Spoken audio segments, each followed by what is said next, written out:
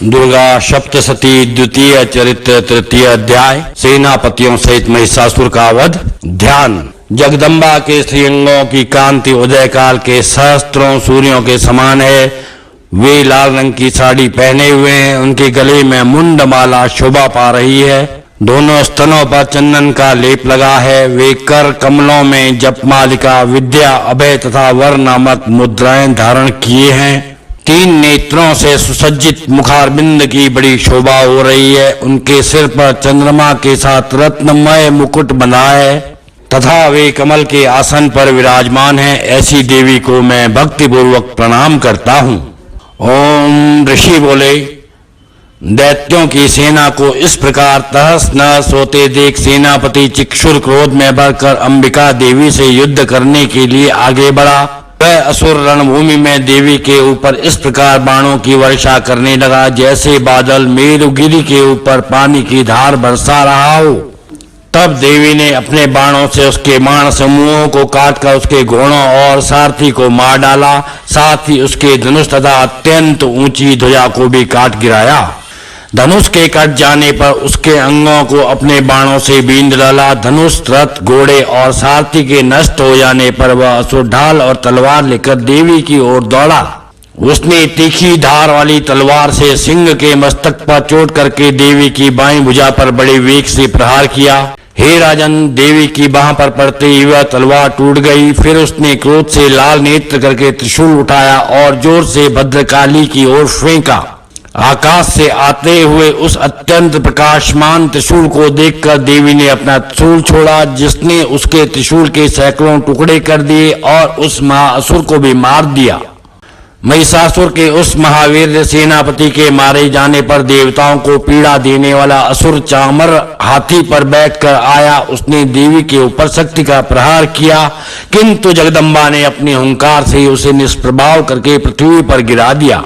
शक्ति के टूटकर गिरने पर चामर को बहुत क्रोध हुआ। अब उसने शूल चलाया, किंतु देवी ने उसे भी अपने बाणों से काट डाला। इतने में देवी का सिंह उछलकर हाथी के मस्तक पर चढ़ बैठा और उस दैत्य के साथ बहुत बलपूर्वक बाहु युद्ध करने लगा। वे दोनों लड़ते लड़ते हाथी से पृथ्वी पर आ गए और अत्यंत क्रोध में भरकर एक दूसरे पर भयंकर प्रहार करने लगे। तदनंतर सिंह बड़े वेग से आकाश की ओर उछला और गिरते समय पंजों की मार से चामर का सिर धड़ से अलग कर दिया। इसी प्रकार उदग्र भी शिला और वृक्ष आदि की मार से रणभूमि में देवी के हाथों मारा गया। कराल भी दांतों, मुक्कों और थप्पड़ों की मार से धाराशायी हो गया। क्रोध में भरी हुई देवी ने गदा की चोट से उद्धत का कचूमर निकाल दिया। भिंदीपाल से बाष्कल तथा बाणों से अंधक को मौत के घाट उतार दिया।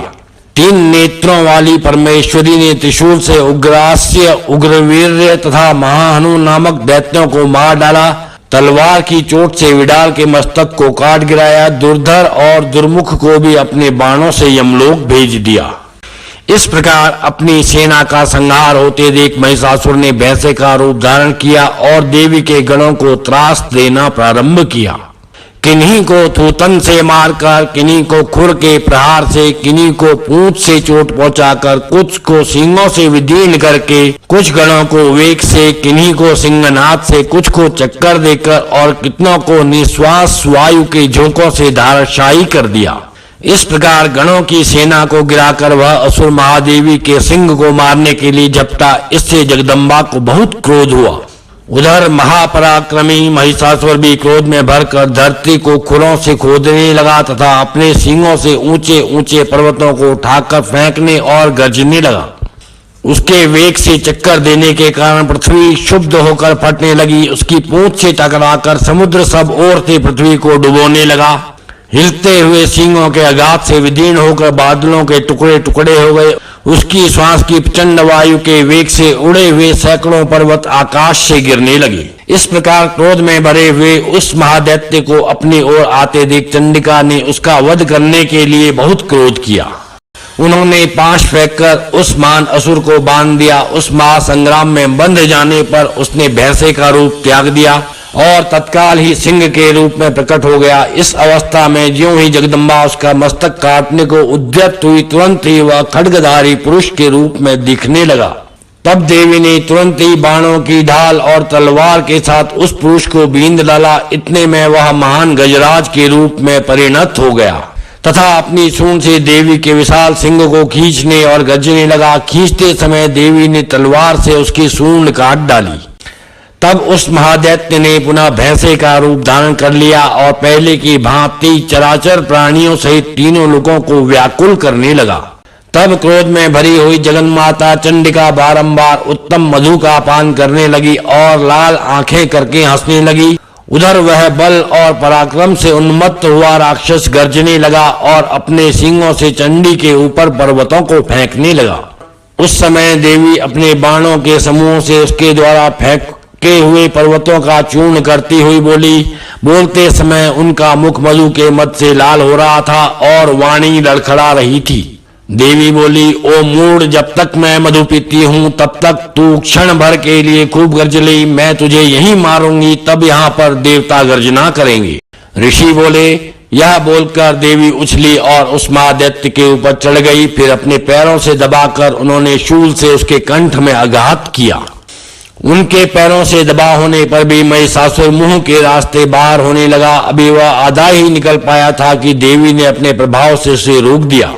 आधा निकला होने पर भी वह देवी से युद्ध करने लगा। तब देवी ने बहुत बड़ी तलवार से उसका मस्तक काट गिराया।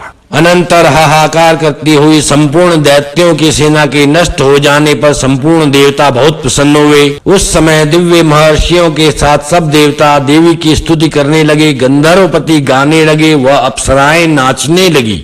ओम आईं ह्रीं क्लीं चामुंडाय विच्चे ओम महालक्ष्म्यै नमः।